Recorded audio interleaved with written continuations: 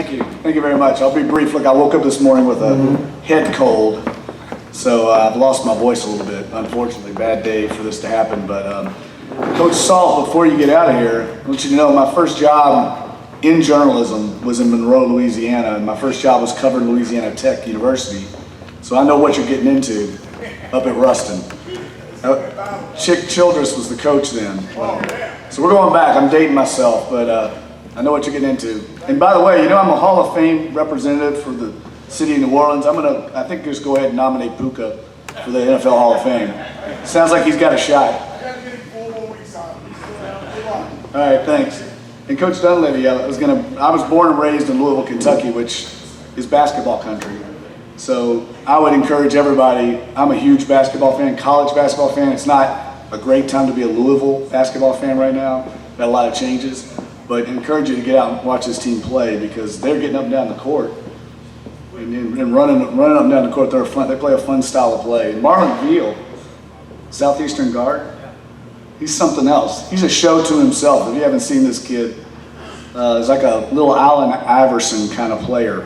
Really spectacular all-around athlete. But anyway, I'll be brief because selfishly I can't talk anymore hardly, so I'll open up for questions.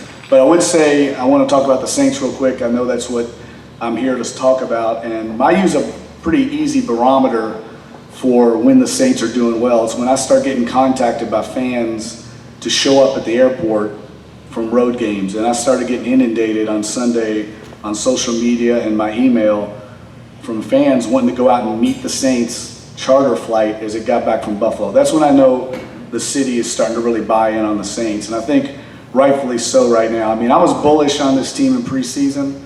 I'm asked to do a really thankless column every year. I have to write a crystal ball prediction column, which is ludicrous because as coach knows, no one really knows what's going to happen when the season goes on. I mean, so many twists and turns and injuries and breaks, things can happen.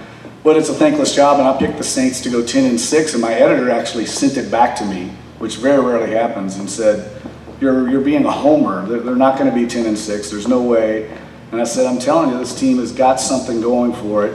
And now I feel like I underestimated the record. I think they're actually going to end up being much better than 10-6 because the schedule eases up the rest of the way.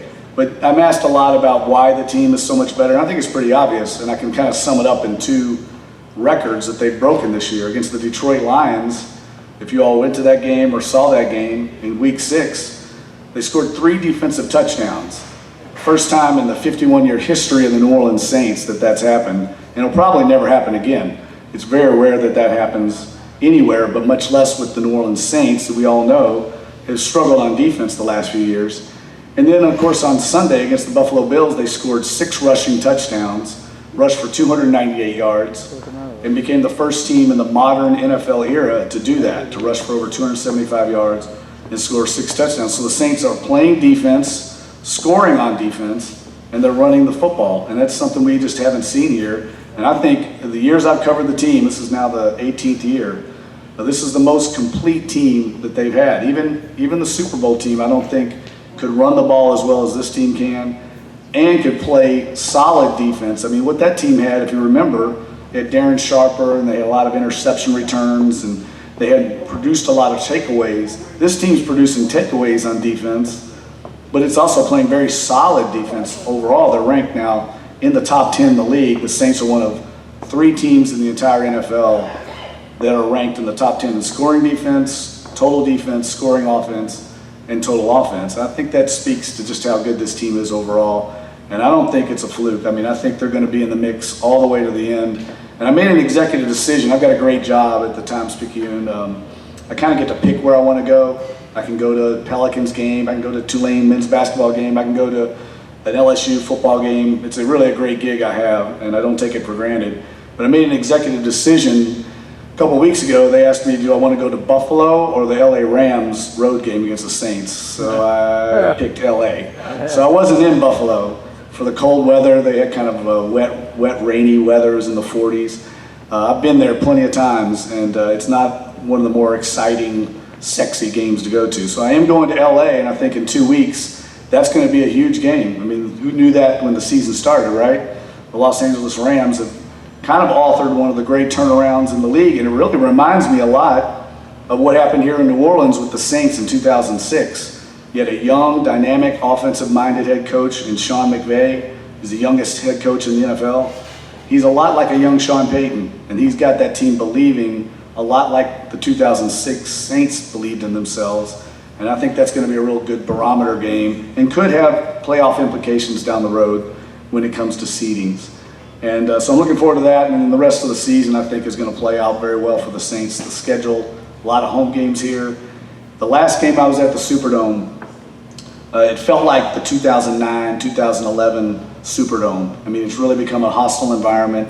The city has taken on all the energy of the New Orleans Saints, and I really think that they're going to have that home field advantage. And if they can get some playoff games in the Superdome, we all know that's the key for this team. I mean, they've won one road playoff game, and yet in the Sean Payton, Drew Brees era, they haven't lost a single home playoff game. So I think that's pretty much the key for this team. Although I would say this team travels, and it has shown that they can win on the road now because they run the ball, because they play defense. They're 4-1 now on the road, and they dominated the Carolina Panthers on the road. They dominated Buffalo, a good Buffalo team Sunday, and they've won in cold weather, kind of wet, ugly weather when we were over in London. This team, I think, has a chance to be more formidable in January in the playoffs. And with that, I know we've gone late, so I don't want to take up your time, and my voice is kind of crackling. So I'll answer any questions if possible. Yes, sir. How much of an improvement have you seen in Andres Pete? Well, Andres Pete is finally living up to, I think, his billing as a mid-first round draft pick. If you've ever met Andres Pete, he's a big kid from Stanford. His dad played in the NFL. And he's a very quiet, kind of gentle giant guy. He's got the worst body language on the team. I mean, he looks like he doesn't even care when he's out there. But he's a really thoughtful kid. And I think it just took him a while. He's very young. You know, Stanford sometimes is on that quarter system, I think. And he came to the NFL as a very young junior. So I think it took him a little while to kind of grow into becoming a dominant NFL lineman. And I think more than anything, the offensive line has been the dominant part of this team and the overlooked part really in this strong start. You know, Zach Streif told me once that the greatest teams that he's played for, he's been now here 12 years with the Saints. He said the best offenses they've ever had has always been the best offensive lines too. And I think that we're seeing that play out this year. It all starts up front. And those guys are dominating. Look, we have to give credit to Tom Benson and Mickey Loomis and Sean Payton because they invested in the offensive line. They've got 2 first-round draft picks. They've got Max Unger in a trade. They went out and signed Larry Warford and spent a lot of money. So they've invested in the offensive line. It's paying off. Yes? I knew we would get to you for some reason. For some reason, I don't know why.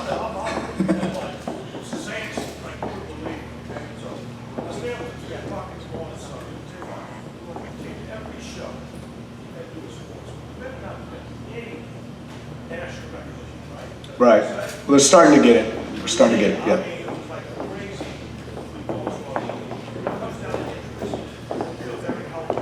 Correct.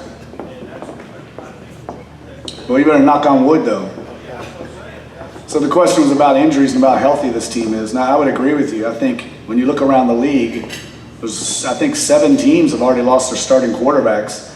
And the thing I think, if Saints fans are looking for something that'll separate them from the other NFC contenders, because I think the NFC is wide open right now. The fact that Minnesota, Philadelphia, Los Angeles Rams, all the teams that are kind of in the mix, the Saints have Drew Brees. And he's the separator, I think, from the NFC teams. He's the one surefire Hall of Fame quarterback. The rest of the quarterbacks in the NFC are either backups like Case Keenum in Minnesota. And I don't have to disparage Case Keenum because he's playing very well. But they also have young quarterbacks like Carson Wentz in Philadelphia and Jared Goff in Los Angeles. They've never played in an NFL playoff game. That's right. And now they're going to find out the difference if they can carry their teams that far, whereas you've got a guy in Drew Brees that's seen it all, been there, won a Super Bowl. And I think that gives the Saints the leg up in the NFC, even though it's going to be wide open. So. Well, I don't know if they got 2 shutdowns, but they definitely have one. And that's Marshawn Lattimore has been a revelation for the Saints. He's changed the entire dynamic of the defense. I've written this before. That cornerback position has haunted the organization The last Pro Bowl cornerback the Saints had, you know who it was? Eric Allen, 1995. So we're talking 20-something years, 30 years, and 20 years with math, of course. University of Louisville graduate here. It's not paying off for me. But that's the longest drought of any organization in the NFL for having a Pro Bowl cornerback. Everyone else has had one in between there. He's a true shutdown cornerback, and it creates a domino effect. All of a sudden, you can put him on the best receiver on the other team, and then King Crawley is now defending someone that's the second receiver. He's not having to defend the number one receiver, and it's created all kinds of problems for other teams trying to get guys open downfield. We saw that on Sunday. Many times Tyrod Taylor had lots of time to pass, and there was no one open. He had to hold the ball longer, so it's allowing the pass rush to get there. He's been by far the biggest impact player on this team, and he's already the best cornerback since I've covered the team. He's played 9 games. Yes, great. The best draft class the Saints have had since 2006, no question about it. Yes? Barring any injuries, do you think Kamara could be the next Walter Payton? Walter Payton, wow, I'm not going that far. He's young, he's very young. Maybe, I'm wondering if he could be the next Puka Williams.